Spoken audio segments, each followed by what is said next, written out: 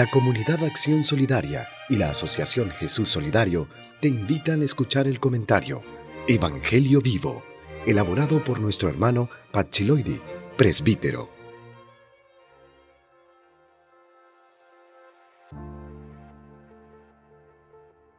Hoy es sábado 9 de septiembre.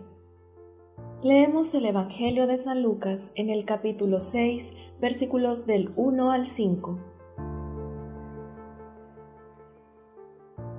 Un día sucedió que estaban cruzando unos sembrados en sábado, y sus discípulos arrancaban espigas, las desgranaban con las manos y se las comían. Algunos de los fariseos dijeron: ¿por qué hacen lo que no es lícito en sábado? Y Jesús les respondió: ¿ni siquiera han leído ustedes lo que hizo David cuando sintió hambre él y los que lo acompañaban? ¿Cómo entró en la casa de Dios, tomó los panes de la presencia que no es lícito comer sino solo a los sacerdotes, y comió él y dio a los que lo acompañaban?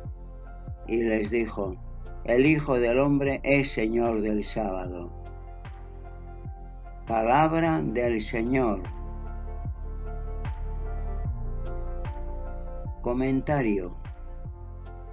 Amigas y amigos, el pasaje de hoy está tomado de Marcos. Mateo trae el mismo pasaje algo más ampliado que Lucas, o sea, con algún argumento más. El caso es que ninguno de los dos, ni Mateo ni Lucas, han puesto la frase más importante de Marcos. La historia es simple: los discípulos tenían hambre. Como muchas veces no había caminos, paseaban por unos sembrados. Al pasar arrancaban algunas espigas, las desgranaban con las manos y se las comían. Eso es lo que, según los fariseos, no era lícito hacer en sábado. Este caso nos ayuda a ver cómo eran los fariseos. Jesús les argumenta con un caso de David, que por ser de David tenía mucho peso. En realidad el caso de David fue mucho más grave que lo que hicieron los discípulos. En efecto, David entró en el templo, fue a donde estaban los panes ofrecidos a Dios y comieron él y sus soldados. Eso lo podían hacer los sacerdotes y nadie más. El Levítico se expresa severamente sobre casos semejantes. Vean solamente estos dos versículos. El Señor le dijo a Moisés: di a Aarón y a los hijos que respeten las ofrendas que me hacen los israelitas y que no profanen mi santo nombre. Yo soy el Señor. Jesús viene a decir que cuando hay hambre se puede quebrantar una ley sagrada. No era el caso de los discípulos, que ni entraron al templo ni tomaron nada sagrado de él. Hay pues datos muy importantes. Cuando hay hambre se puede tomar lo que es del prójimo, y además se puede hacer esto en lugar sagrado y con algo ofrecido a Dios. En el caso de los discípulos había como mucho una leve apropiación de lo ajeno. El trabajo consistía en desgranar las espigas. Además era sábado. Los fariseos se fijan en que los discípulos trabajan en sábado. Fíjense qué trabajo. Hasta ese punto llegaba su escrupulosidad. Parece una forma de proceder enfermiza.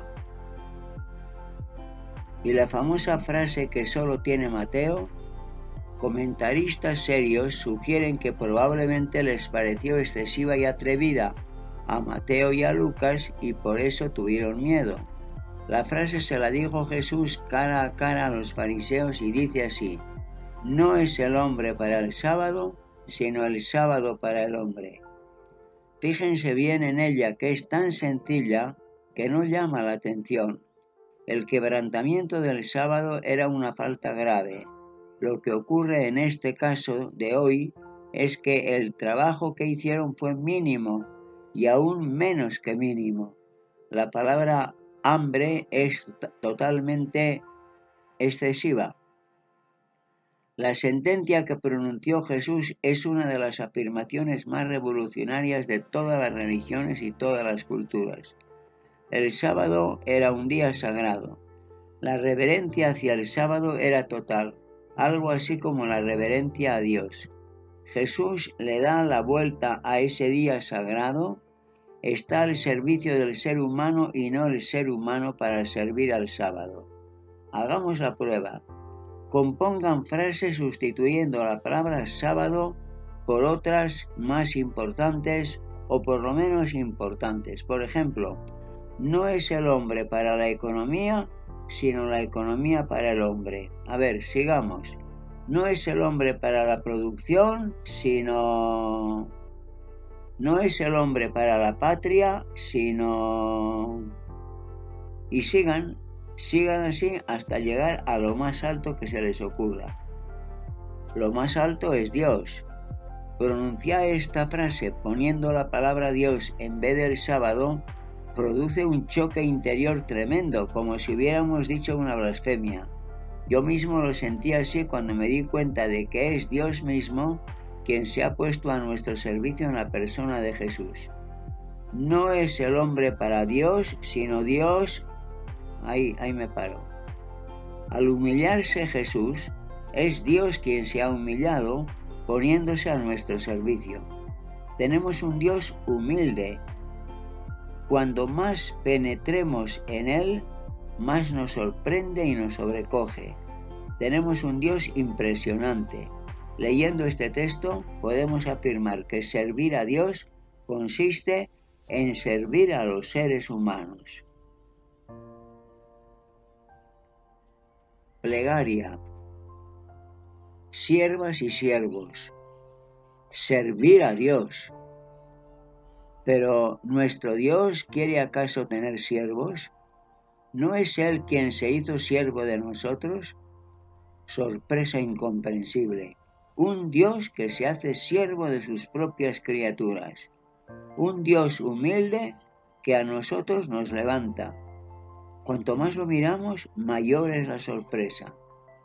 Él se hizo siervo, mas no quiere tener siervos. Quiere tener hijas adultas que se hagan cargo de la empresa que es común, que trabajen con Él en la continua construcción del mundo, que prosigan la causa de Jesús para hacer de la tierra el Evangelio vivo. Mirándote, Dios mío, a ti, bajaré la cerviz, recortaré mi cresa. Aceptaré mi dignidad, puesto que tú te has puesto a mi servicio, y reconoceré mi indignidad, puesto que soy un hombre pecador. ¡Qué atardecer tan lleno de misterio! ¡Cuánta luz cegadora en tu Evangelio! Quisiera hacerme siervo de las empobrecidas, gritándoles su inmensa dignidad y sus derechos nunca negociables como seres humanos y como hijas de Dios.